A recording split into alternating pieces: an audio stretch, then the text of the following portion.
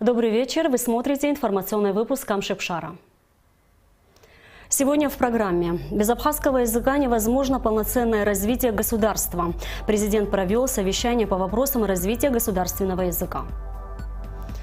Накануне форума о гостях и об ожидании от 8-го Абхазо-Российского делового форума. Абхазия без наркотиков. Акция в Сухуми.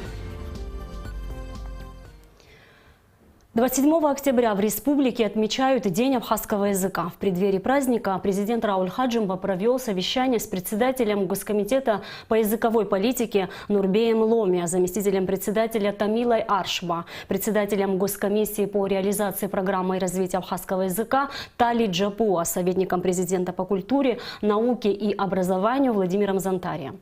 Какие вопросы обсуждались на совещании, расскажет Ирина Аршба. Сохранение и развитие абхазского языка – одна из первоочередных задач, которые сегодня стоят перед руководством страны, отметил, открывая встречу, Рауль Хаджимба. Когда нет языка, нет государства, нет культуры, нет этноса как такового, подчеркнул президент. Отсутствует этнос, культура, этикет. И ходор усуп хадзот япцаз айгва ахайлак абсурдсфия яцнуаша израхану уйцас усвами пизгаш абряхайлагах абанагара самок яиз ачар креатив усша лоязнеева загирла язык ёбхан мала карагана хала иртутубат схарар иртгылып иртснуqadu яха имя бергохабарта усква апсва телехопшанна абарт экономика языко усхорчома яра хоч программа парома абартсиге арчира роутипш ипацаду. В любой структуре Абхазии должны говорить и писать на государственном языке. Для этого, по мнению президента, в первую очередь необходимо начать внедрение и использование абхазского шрифта в современных компьютерных технологиях. Также необходимо ужесточить требования к школам в вопросе изучения языка. Для того, чтобы абхазская школа действительно стала абхазской, нужно реформировать систему образования и как можно быстрее начать изучение разных предметов на абхазском языке, сказал Рауль Хаджимба. Активную работу по пропаганде и внедрению государственного языка нужно проводить и во всех районах страны. Курсы для госслужащих по изучению абхазского языка, которые были организованы Комитетом по государственной политике, необходимо провести в районах, заметил президент. Глава государства также обратил внимание присутствовавших на проблему в рекламной сфере. Нужно более тщательно работать над рекламой, в том числе социальной. По мнению Рауля Хаджимба, реклама должна не только звучать на абхазском языке, но и в каком-то смысле передавать культуру и традиции нашего народа. Советник президента по культуре, науке и образованию Владимир Зантария также отметил, что сегодня в первую очередь необходимо реформировать процесс обучения в абхазских школах. Должна быть разработана концепция, которая затем поэтапно будет вводиться в систему образования. А для того, чтобы у детей еще в раннем возрасте появился интерес к языку, необходимо как можно чаще и больше раздавать по детсадам мультфильмы, переведенные на абхазский язык. Руководители Госкомитета по языковой политике поблагодарили президента за внимание и поддержку, которую руководство страны оказывает комитету. Перед организацией сегодня стоят серьезные задачи по сохранению и развитию абхазского языка. Над их решением при помощи государства трудятся молодые и перспективные специалисты, которых в Госкомитете много. В завершении встречи председатель Госкомиссии по реализации программы развития абхазского языка Тали Джапуа отметила, что создана рабочая группа, которая занимается разработкой модели сегодняшней абхазской школы. В этом направлении есть определенные разработки, и в ближайшее время они будут предложены на рассмотрение руководству страны. Ирина Аршба, Алексей Гухава, Абхазское телевидение. 26 октября 1992 года была проведена наступательная операция по освобождению города Очимчира в Отечественной войне народа Абхазии. Четверть века прошло с тех пор, но боль от утраты бойцов не утихает. Каждый год в этот день участники операции возлагают цветы к памятнику и вспоминают своих боевых товарищей. Прошло 25 лет с момента проведения наступательной операции по освобождению Очимчира в Отечественной войне народа Абхазии. Каждый год в этот день участники той операции поминают своих боевых товарищей у их памятника. каждый год 26 октября вспоминаем погибших ребят деда Пачуля групп. Вот здесь в засаду попали 26 октября, погибли сегодня школьники с Ачамчирского района и друзья их, которые с ними были, которые живы сегодня, вспоминают ребят. Операция по освобождению Очамчиры началась в ночь с 25 на 26 октября 1992 года. Партизанская группа «Дед» под командованием Бориса Пачулия, благодаря удачно спланированному наступлению, захватили и стали удерживать почти весь центр и прибрежную часть города. Отбросив противника, бойцы Восточного фронта ждали основные силы абхазской армии. Десант должен был высадиться с берега, но из-за сильного шторма им не удалось осуществить задуманное. Грузинские войска, осознав, что имеют дело с малочисленными партизанскими группами, начали стягивать резервные силы. Так, бойцы абхазской армии, удачно начав наступательную операцию, вынуждены были отступить небольшими группами, потеряв при этом 19 человек. Бойцы группы «Дед» погибли почти все. Оставшиеся в живых участники той наступательной операции рассказывают, с какими потерями выходили они из вражеского окружения. Группа выполнила свою задачу, но из-за определенных непредвиденных, может быть, ситуаций или может быть, там некоторых, может быть, и ошибок, но это уже как бы не нам судить. Вот. Но получилось так, что вот то, что получилось, вот, уже при возвращении группа вот попала в засаду, и 19 человек здесь потеряли. Сегодня 25 лет прошло, как это даже не верится. Мы каждый год собираемся на этом месте. Вот как бы это уже, наверное, будем такой крест нести, пока вот мы живы. Очамчирская наступательная операция осталась в летописи войны, как пример героизма бойцов Восточного фронта, имена которых навечно останутся в памяти народной. Саид Джарсалия, Астамургушба, Абхазское телевидение.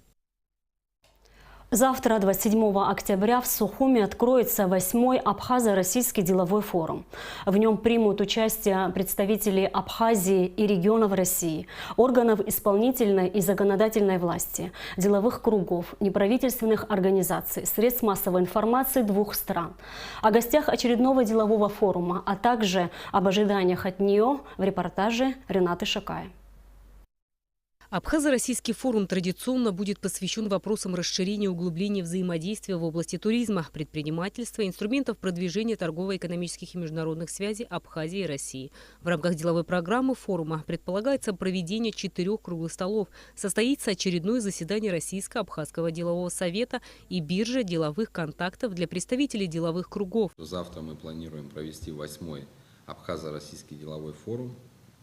Эта площадка проводится в Абхазии с 2009 года. Это очень важное мероприятие. Это площадка, которая объединяет представителей органов власти, предпринимательского сообщества, научной среды, общественности и так далее.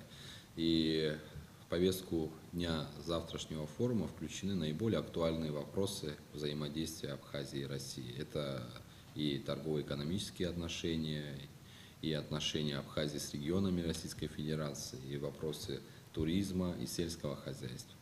Мероприятие проводится с целью привлечения инвестиций для развития малого и среднего бизнеса, финансирования инвестиционных проектов в области строительства, промышленного производства, туризма, сельского хозяйства. Тематические круглые столы, которые планируется провести в рамках форума, предусматривают обсуждение двухстороннего сотрудничества между министерствами и ведомствами двух стран. Из той динамики в торгово-экономических отношениях, которая у нас есть, если приводить цифры, то товарооборот между Абхазией и Россией увеличился в 3,5 раза за этот период.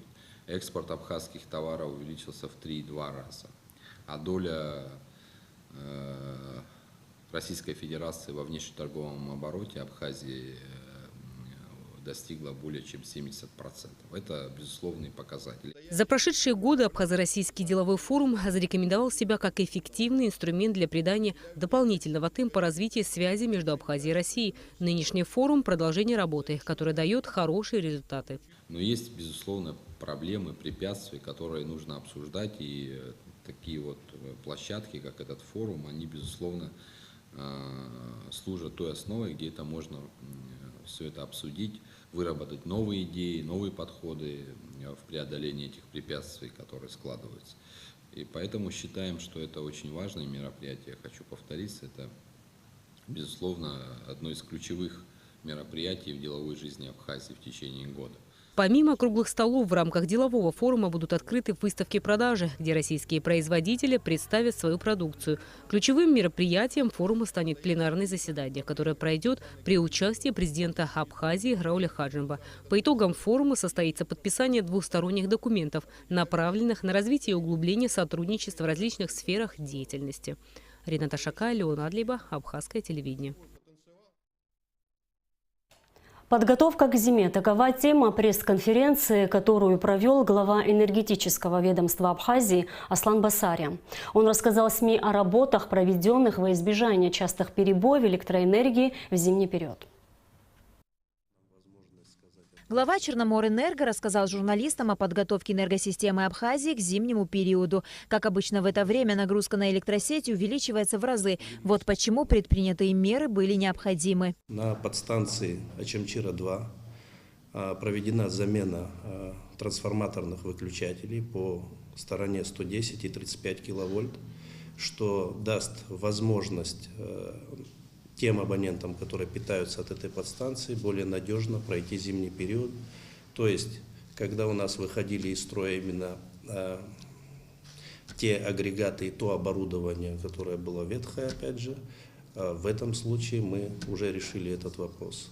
Была проведена замена трансформаторного масла объемом в 17 тонн на подстанции Лахадзе, которая, к слову, не менялась там более 30 лет. На подстанции Холодная речка был проведен капитальный ремонт трансформатора мощностью в 2,5 мегаватта и замена 10 тонн масла.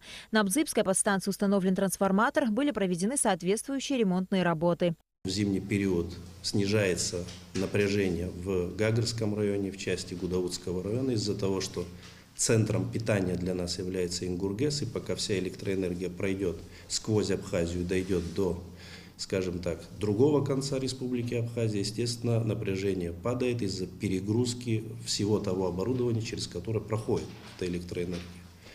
В этом случае вольтодобавочный трансформатор поднимает напряжение в разы именно по классу напряжения 10 киловольт. Вот, предположим, многие знают, что прошлой зимой, пока мы не получили часть перетока из Российской Федерации, напряжение было настолько низким на Бзыбской подстанции, что та же насосная, посредством которой питаются абоненты на этой территории, она физически не выдерживала, то есть не могла включиться из-за низкого напряжения. В данном случае этот вопрос решен. И это тоже дает нам такую положительную динамику. Параллельно с этим на подстанции Бзыб проведена работа на открытом распредустройстве 220 киловольт, построены закладные детали, установлены разъединители и трансформаторы напряжения для того, чтобы разделить два трансформатора. Что это значит? На подстанции Бзыб два трансформатора по 65 мегаватт. Это большие трансформаторы. И когда мы просим запитать нашего партнера, Российскую Федерацию, Республику Абхазия, минимальное количество, которое мы можем взять из России, это суммарный показатель двух этих трансформаторов, то есть 126 мегаватт. Если нам нужно меньше электроэнергии, мы ее взять не можем. На подстанциях Гечрипш и Афон был также произведен ремонт трансформатора и заменено масло. В Сухумском районе было установлено 70 опор электропередачи и проложили 7 километров линий. В Очамчирском районе 200 опор и 15 километров линий. В Кварчалском 76 опор и 8 километров линии электропередачи. В Гудаутском 180 опор и 20 километров линий. В Кулрипшском районе 50 опор и 3 километра линий. В Гагарском районе 190 опор и 18 километров линий. Аслан Басария также проинформировал о мероприятиях, которые будут проведены в рамках российской инвестпрограммы. Речь идет о проведении работ на подстанции Гагра-1 и мероприятие, которое называется телемеханика и сигнализация, то есть диспетчеризация и обвязка ряда подстанций для того, чтобы наши диспетчеры видели, что происходит на этих подстанциях. Дело в том, что диспетчерская Черноморэнерго работает вслепую. То есть происходит некое обесточение. После этого с нами связываются, да, либо наш дежурный персонал на месте, на какой-то подстанции, либо информативно как-то получаем эту информацию.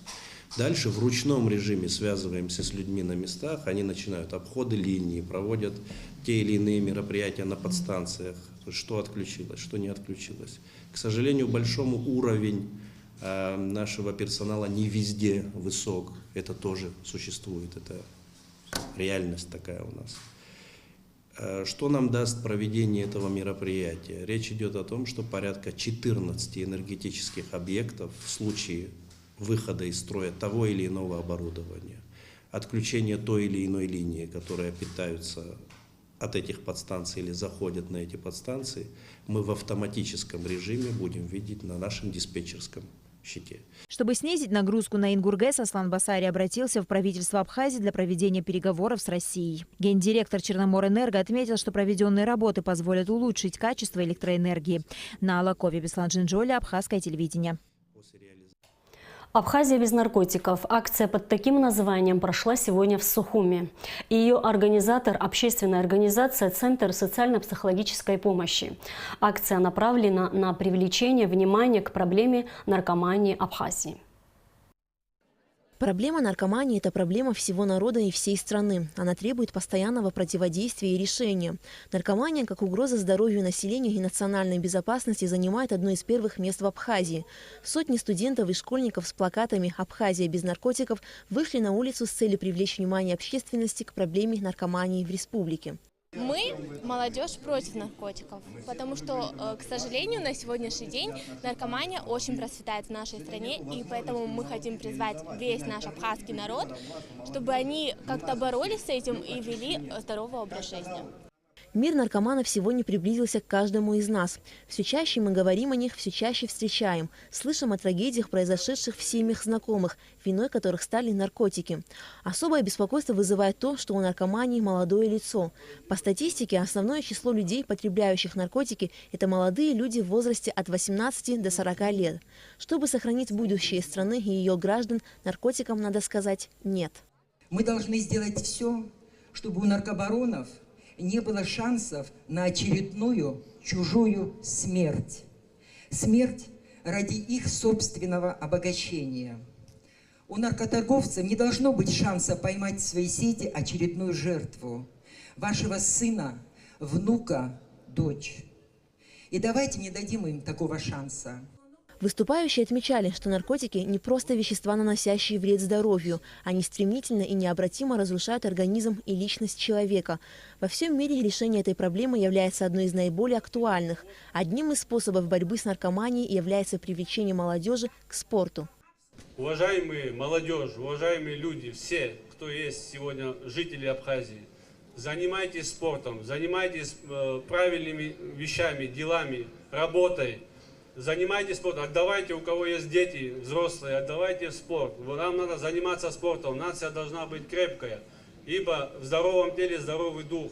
Подобные акции против наркомании в нашей стране проводятся не впервые. Выступавшие отмечали, что в целях профилактики наркомании целесообразно как можно чаще проводить различные мероприятия по информированию населения о негативных последствиях потребления наркотиков. Организаторы акции обратились к руководству страны с просьбой направить все усилия и возможности на стимулирование подростков и молодежи к сохранению и укреплению своего здоровья через спорт, искусство и творчество, а также призвали правоохранительные органы вести реальную борьбу с наркоторговцами. Алика Трапш, Тимур Гулгохи, Абхазское телевидение. Излишняя тонировка под запретом. 1800 рублей за уют в автомобиле придется заплатить водителю машины, передние стекла которого затемнены. Однако не все абхазские водители желают снимать пленку со стекол своего авто.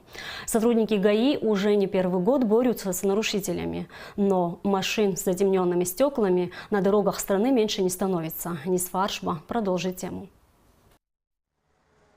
Тонировать стекла или нет? У владельцев автомобилей разные мнения на этот счет. Зато у инспекторов ГАИ есть четкие критерии, как можно и как нельзя этого делать. Проверки показывают, что многие водители не желают соблюдать правила, а значит платят штрафы. В топ самых распространенных нарушений попадают превышение скоростного режима, тонировка стекол и езда без государственного регистрационного номера. Тонировку снимают, потому что в каждом стекле есть своя заводская процентность какая-то оттенка стекла, когда они начинают клеить клеить какую-то либо пленку, касаемо 35%, 50%, оно добавляется и получается большой процент, за это любую тонировку снимают. Тонировать передние, боковые и лобовое стекло автомобиля нельзя. Это правило в нашей стране действует уже 9 лет. Штраф за нарушение 1800 рублей. Хочешь – плати, хочешь – устраняй на месте. Многие снимают пленку сразу. Взмах полосатого жезла виден даже сквозь сплошную тонировку. Белый Nissan остановили у обочины. Инспектор ГАИ после проверки документов обратил внимание водителя на запрещенную тонировку и потребовал устранить нарушение на месте. Водитель отказался. В итоге ему выписали штраф, но даже после того, как он будет оплачен, владельцу авто придется снять тонировку. Это не только сегодня, это уже долгое время людей предупреждали и говорили водителям о том, что не разрешается искусственное покрытие стекла. Это незаконно. Останавливаем, просим, предупреждаем, снимают. Кто не снимает, на них составляется административный протокол, после чего приходят в ГАИ. И водительские удостоверения, какой бы штраф они ни оплатили, пока не снимут пленку, не отдается, не возвращается. Кроме одетых в черное стекло престижных иномарок, на улицах в глухой тонировке курсируют пассажирские «Газели» и частные такси. Их владельцы почему-то думают, что у такого вида транспорта есть привилегии. Но это не так. Постановление правительства от 2008 года четко регулирует этот вопрос. Тонировка под запретом. Примечательно то, что новую волну борьбы с любителями черных стекол милиция начала с себя. Сейчас тонировку можно встретить лишь на авто оперативных структур по служебной необходимости. Скажите, а у вас на машине тонировка есть? Нет, у нас нету. Нам был отдан приказ снять даже со служебных автомобилей. То, что мы и сделали, сняли со служебных автомобилей, с личных автомобилей сняли. Борьба с тонировкой, убеждены многие водители, даст результаты только в одном случае. Если милиционеры с одинаковой строгостью будут выписывать штрафы и дорогим внедорожникам, и старому «Жигуленку». И когда это правило станет нормой для всех, на дорогах Абхазии за тонировку некого будет штрафовать. Низ Фарш, Бабислан Джинджолия, Абхазское телевидение. И о погоде. По сообщениям синоптиков, завтра в Абхазии ночью и утром ожидается облачная погода. Временами дождь с грозой. Днем погода прояснится. Температура воздуха ночью 12-14, днем 17-19, морской воды 18 градусов.